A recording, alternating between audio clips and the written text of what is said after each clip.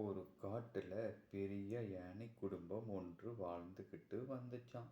அந்த குடும்பத்துல குளிக்கிறதே பிடிக்காத குட்டி யானை ஒன்று இருந்துச்சாம்.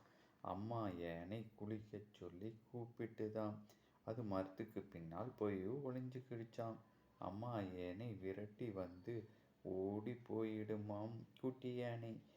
அம்மா யானை, ப்ளீஸ் குளிடா செல்லமேன்னு அம்மா யானை கெஞ்சுமாம். முகத்தை அப்பாவி வச்சுக்கிட்டு அந்த குட்டி யானை, நாளைக்கு குளிக்கிறேன் மம்மி என்று சொல்லுமாம். அம்மா யானை அதையும் நம்பிக்கிட்டு சென்று விடுமாம். மறுநாள், இன்னைக்கு குளிக்கிறேன்னு சொன்னேயே என்று அந்த குட்டி யானை கிட்ட கேட்குமாம் அம்மா யானை.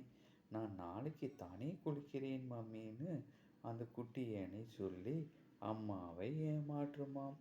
அம்மா என்ன சொல்லுவாங்க அதுக்கு அந்த குட்டி யானை? அதுக்கு அந்த அம்மா யானை கோபமே படலையாம்.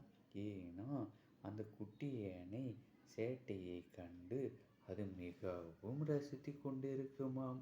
ஒரு நாள் இந்த குட்டி யானை எப்படியாவது அம்மா யானை எப்படியாவது பேச்சை கேட்க வேண்டும் என்று ஒரு ஐடியா பண்ணுச்சாம். எப்படி அம்மாவை ஏமாத்துவது என்று குட்டி யானை யோசிச்சுதான்.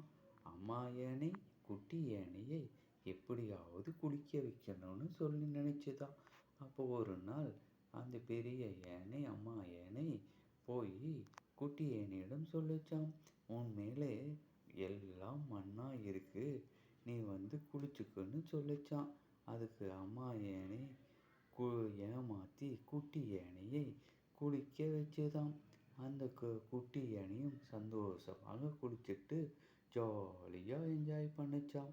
இந்த காணொளி உங்களுக்கு பிடித்திருந்தால் சப்ஸ்கிரைப் பண்ணுங்கள்.